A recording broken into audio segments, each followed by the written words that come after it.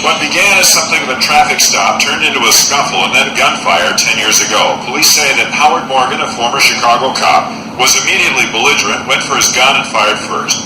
What followed was an exchange of dozens of shots fired. Morgan claimed that the police were the provocateurs shooting without reason. But a jury convicted Morgan. Now the former governor has ordered him freed. I'm just thankful to all that have dealt with these trials and tribulations these almost 10 years now. Morgan's freedom has his family and supporters rejoicing. Hi, my name is Chandler Tucker, and we are here with former police officer Howard Morgan, who on February 21st, 2005 experienced an American tragedy. Please tell us what happened. Well, on the night was the morning of February 21st, 2005. I was stopped, presumably by 4 Chicago police officers on my way home, and I was only half a block from my house when I pulled over after I saw the emergency lights come on behind me to let them pass by. And when they stopped their vehicle across from mine, they got out of their vehicles with guns pointing at my direction. I identified myself as a police officer to them. And at that time, they snatched me out the van, out of my vehicle, started beating me, burst my eardrum, and shot me 28 times. And shot me 28 times. And shot me 28 times. 21 of those times in the back, even while holding me down to the ground, they were shooting me. 21 of those times in the back, even while holding me down to the ground, they were shooting me. First of all, they took me to the hospital and checked me in as John Doe after taking my police identification. After checking me into the hospital as John Doe,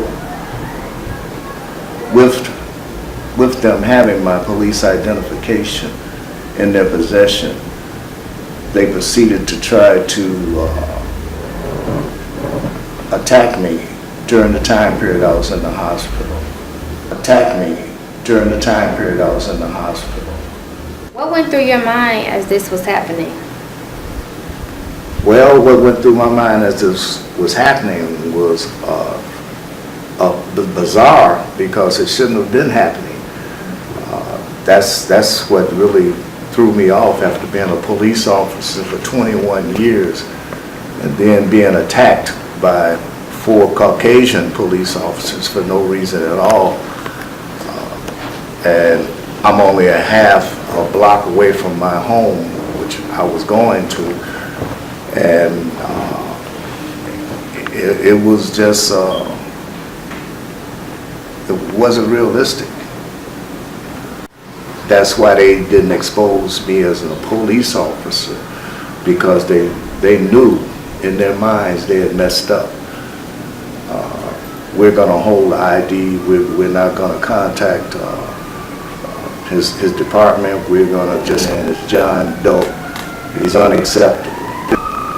It's a shame that it takes film to show this now after all the deaths of all the young black people and various Spanish individuals, but it never happens to Caucasians. So going back to the night that this happened, did you think that you would make it? That wasn't even a thought, because I was unconscious at that time after being shot 28 times. So that particular night, there was no thought. Thoughts only came after the fact. But I never gave up on making it when I did come back to my consciousness, which was days later, I assume, because I don't remember anything. The surgeries, when I woke up, all I knew is that I I didn't know where I was, and I couldn't move because of the physical damage that had been done to me by the bullets, which was a surprise to everybody that I was even alive.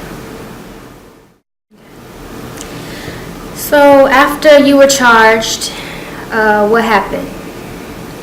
Well, I was charged. I was still in the hospital when I was charged. I was 180 pounds when I got shot. I was under 125 pounds when I woke up. How did you end up incarcerated? How did that even happen? That's the system. You're not innocent. You're guilty until proven innocent. It doesn't matter who you are. You're dealing with you have to prove yourself that you were right. It doesn't matter if you were right. You're in that system. That's why you look at the media now and see all the corruption, how they cover up and hide the shootings that Chicago police and other shootings around the U.S. With officers killing kids with blank guns, with water pistols, with anything, killing kids just running away from them. They don't care. Okay, and how long were you incarcerated? The first time I was incarcerated for almost a year, and I was in the hospital, still in the hospital unit. The second time, after the trials, after my wife and family and supporters bonded me out, they put a $2 million bond on me. And as you see, they put a $2 million bond on me, but the one that shot the boy 16 times in the back, there's no $2 million bond on him. So you could see the difference. They convicted me after they had their mock jury, and it was a wrongful conviction because the judge during the first trial called a mistrial against my lawyers and myself, and he said, "It's my court, I do what I want to do," because after we got the 3 acquittals, they knew they didn't have no case. So here we go with a mistrial when you know you don't have a case, and then you pick your own jury. On the second jury, you have a mock jury that comes in 99% white from suburbs that don't even deal with Chicago, and dismissed all of the blacks that we wanted to choose, which was only a few that they even gave you to choose from, because they listened to a black radio station that agrees with our side, and here's a black man that had a disorderly in 1964, and you're going to dismiss him, and he's a retired postal worker because you feel as though he couldn't represent justice after being disorderly conduct in 1964. It's a corrupt system. And the people need to start fighting for the right to have the cameras. The federal government has already allowed the cameras to be in the Cook County system. You can go to Page, you can go all these outside counties outside of Chicago, and they have their camera systems put in. Here, they don't want to see justice because they don't represent justice.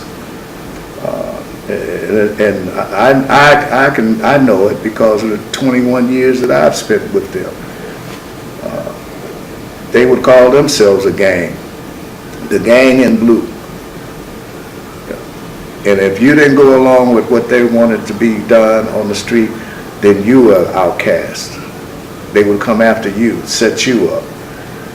So it's just so much, and it's intense to even think about. A resident case involving police shooting was heard on Tuesday in Chicago regarding the excessive use of force in Howard Morgan. Almost 10 years ago, he was pulled over by 4 police officers, forced from his car and shot 28 times, with most of the bullets entering his back. Officers claim Morgan pulled out his gun while an independent witness testified that he never fired a weapon. In 2012, Morgan was sentenced to 40 years in prison for attempted murder. We can now speak to his wife, Rosalind Morgan. Welcome to the program. How are you today, Chandler Tucker? I'm okay. How are you? I'm wonderful. I'm wonderful. That's good. Thank you so much for being able to take your time out of your day. My first question that I would want to ask you is, how has this situation affected you? It has affected me in an astronomical way because, first of all, I know that my husband is innocent, and the courts found him guilty after putting 8 counts attached to him, which were 4 counts of first-degree attempted murder, 3 counts of aggravated battery, and 1 count of discharge of his weapon. When they charged him of that in March of 2005, it was a horrendous time for myself, being his wife, and for our children, our family, and friends. It was devastating because I knew that this injustice anywhere is an injustice everywhere at the same time because it's global. Why would he just go amok and pull his weapon out and shoot them? He pulled over to let them by, as we all do if there is an emergency and they activate their emergency signals. So if an individual is pulling over to let them by, that's customary. However, when that happened, that's when they drew their weapons, snatching him out of the car and shooting him 21 times in the back and 7 times in the front. When I heard about it over the news, I was almost devastated because I knew this could not be my husband. But through faith, as I'm getting dressed to get to the hospital, and when I saw him in the room with the police officers around him and finding bits and pieces of what had happened, because I know their story was very inconsistent, I had to take a breath and just relax and collect my thoughts, and I had to make sure that my children were safe. Because in a situation like that, you're not sure what is happening. That was an attempted assassination on Howard Morgan. Why is the question. And it seems to me, just listening, it seems so hard to not be angry. How do you feel about the situation now? What's your emotional outlook on it?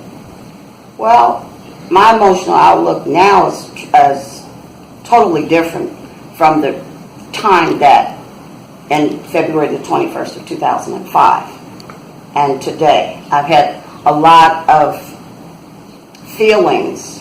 Some were confusing to me and others were comfortable. When you're going through a situation of that nature, you have to really collect your thoughts and you have to make sure that your tunnel vision is in a direction of positiveness. I didn't have the time to really become emotional about it because I was so numb that I could not believe that this actually took place, but yet it did. So you have to collect your thoughts, find out what's going on, collect as much valid information as you possibly can, and you have to forge ahead with the right connections. And about today, how are you now? Do you think that you all are able to move on? And, what's your status on your emotion, personally? That's interesting. Personally, I have a job to complete because in the justice system, to me, they have the power to change dead ends into new beginnings. However, it is their option which way they're going to maneuver. But I know that God's past mercies have fortified me in this present distress, that victory awaits us at the end of the tunnel. When he was sentenced after the second trial, which it was a trial, they labeled it as a proceeding, but after the second trial, when they placed the guilty verdict on him and they sentenced him to 40 years in prison, at that point I knew I had to work faster to get things done, to prove his innocence, and we're still working on that to this day.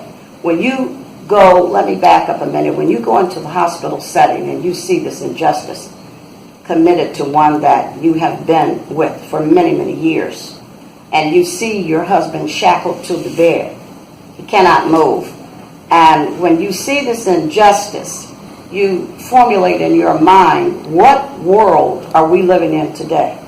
Because it affects seniors, it affects the youth, it affects everyone.